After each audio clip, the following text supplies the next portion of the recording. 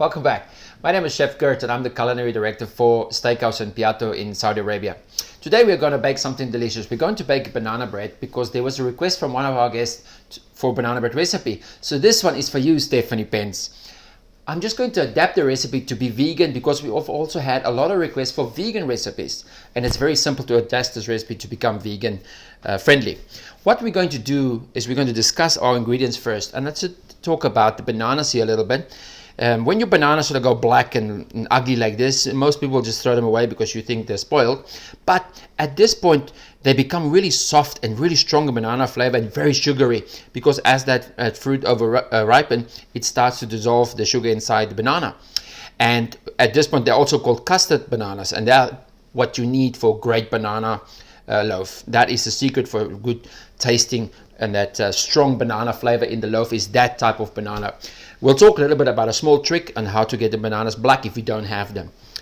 We're also going to need 200 grams of brown sugar. We're going to need 450 grams of plain white flour. And then we're going to use 3 teaspoons of mixed spice and 3 teaspoons of ground cinnamon powder. I just mixed them together here. 6 teaspoons of baking powder. It sounds like a lot of baking powder, but because there's no eggs in the recipe, as we've made it vegan, we use 6 teaspoons of baking powder. I've got here 60 grams of seedless chopped dates, 60 grams of chopped walnuts, and we are going to use coconut oil. And this is 150 grams of coconut oil. So when you buy your coconut oil, there'll be sort of like a solid state in the jar. You can get the liquid one as well, but if you do buy this one where it's actually a solid, just take them, put them in your bowl and put them in the microwave for 10 seconds and it'll melt down. It makes the mixing much easier. You're also going to need some cooking spray just to spray your pan. What you're going to need to execute the recipe is a medium-sized bread pan. You can get all kinds of different sizes. This is about a good size for a good loaf.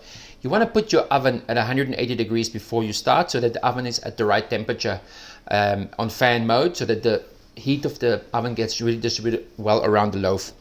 You're going to need a large mixing bowl, a spatula, and you're also going to need like a potato ricer, or you can use a fork just to smash your bananas down.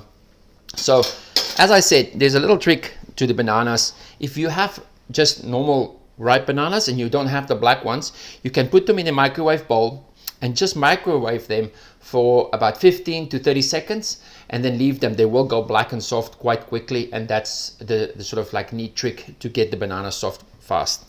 So what you want to do is you want to spray your pan with a good cooking spray, and this is going to let that loaf come out nice and clean. We're going to set that aside, leave that over here until we're ready. We're going to take our mixing bowl, and I like to use a good sized mixing bowl so that we have a lot of space to work with. I'm just going to rearrange myself here. And then you get your bananas, take them all out of the shell. You'll see they're all sort of soft and gooey and not nice to eat as a banana, but they do work really well for a banana bread. And so we got our 6 bananas in here, which we are then going to squash. Let's get that off there. And they just smell so good. The banana smells so strong at this stage. Just take all the skin off. Make sure there's no skin bits and pieces in there. There we go.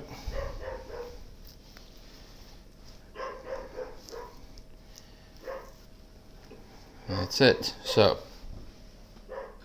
then we take our potato ricer and we just start mashing them down. And you want to get them sort of like into a nice paste and puree, so they can get well distributed within the banana bread. So if you were to use just normal ready to eat bananas, it would be difficult to mash up like this. You want those bananas to be soft and overripe. So when you see your bananas are nice and soft and sort of gooey like that, there's still bits and pieces in there, that's fine. Now we're going to add our sugar. Just drizzle that in. Use nice brown sugar. And then we're going to use our coconut oil. And that goes in there. And then we take our spatula and just slowly fold that together. There you go. If you were to use the coconut oil when it was a solid and hard, it will not mix properly. That's why you need to have it at a melted stage where it's a liquid, so that this combines and emulsifies really well, and it's going to give your banana bread a really good crumb structure and be moist throughout the bread.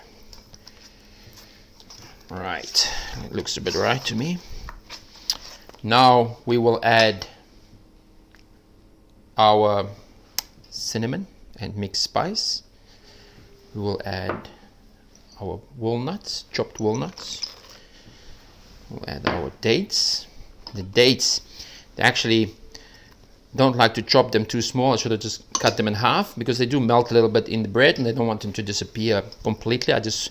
When I cut the bread, I will still want to have bits and pieces of the date visible. It's nice to have those chewy bits in there. Just keep folding. The good thing about this recipe, you don't need a mixer for it. It's all by a mixing bowl and a spatula, so you don't really need a lot of equipment. It's quite quick and easy to put everything together. Now we're going to add our flour. Just get that in there. Add our baking powder. Just put that aside. And at this point, just mix, fold it nice and slow. Just make sure that your oven is at 180 degrees, preheated. So by the time that we finish mixing, you can just go straight to the oven and don't have to wait till for the oven to heat. Like I said, at this point, just nicely keep folding away. Keep folding away. You'll eventually get through where the liquid of the bananas and the coconut oil starts to come together. That's it. And you don't want to overwork it. You just want to fold it to see no more flour visible in the mix. There we go. That's the great thing about the rubber spatula. You can really get into the little corners of the bowl. And that's why I said I like to use a big bowl. Don't use a bowl that's just going to be enough for the mix. Use a big bowl. There's good volume in here, so you can really get in there and mix up everything properly. And there we go. There's no more flour visible here. I've not over mixed it. I've just given it a nice little go. And now it's ready to go to the pan. So let's go. Let's grab our pan over here. That has been sprayed and it's ready for the mix. Let's go there. There we go. You can take the same batter and you can make cupcakes or smaller little cakes or muffins with the same mix. Works perfectly fine. There we go.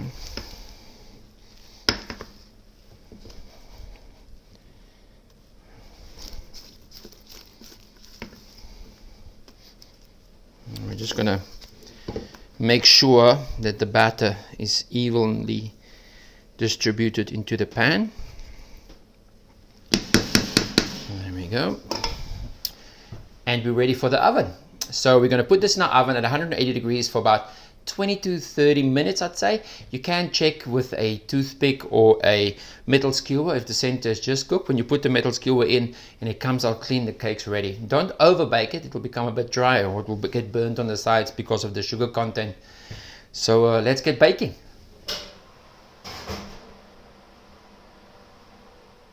So our banana bread has now come out the oven, and I just want to tell you, on this size pan I actually added on 15 minutes. So this size loaf pan baked for 45 minutes, and that's why I said you've got to check with your pan, because there's so many different sizes of the pans that we get.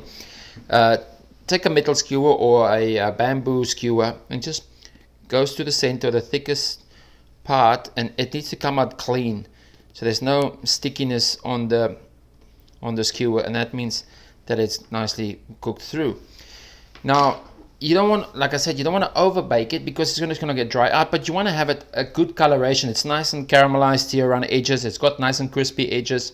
So now I'm going to rest this loaf here. I'm going to cool it down on this cooling tray here for about 10 minutes so that the sides of the bread can sort of pull away from this bread pan. And after 10 minutes, we're going to flip it over and take it out of the pan, and then we're going to let it cool completely before slicing. So now that our banana bread's been cooling down here for about 10-15 minutes, you can see it's going to loosen the pan, and it's very easy to remove it. You just slowly take them out, and then we're going to cool it down on this cooling rack until it's completely cold. If you cut it while it's still warm, it's going to start breaking apart. So just leave it here, and I know it's a temptation, but let the bread cool completely before we cut it. Our banana bread is now nicely cooled down, and we're going to give it a slice. So let's have a look. So we're going to put a cloth over there. Let's have a get into it. And I always like the end bits. It's got where the, look at that beautiful crumb structure, and it just looks so good. So there we have it, our vegan banana bread. As in all the other videos, if you have any questions about this one, about alternations you want to do with the recipe, if you add things in, take things out, please feel free to send your questions on our Instagram and Facebook accounts, and I'll be more than happy to answer your questions for you. Now that's it for me today. Happy cooking.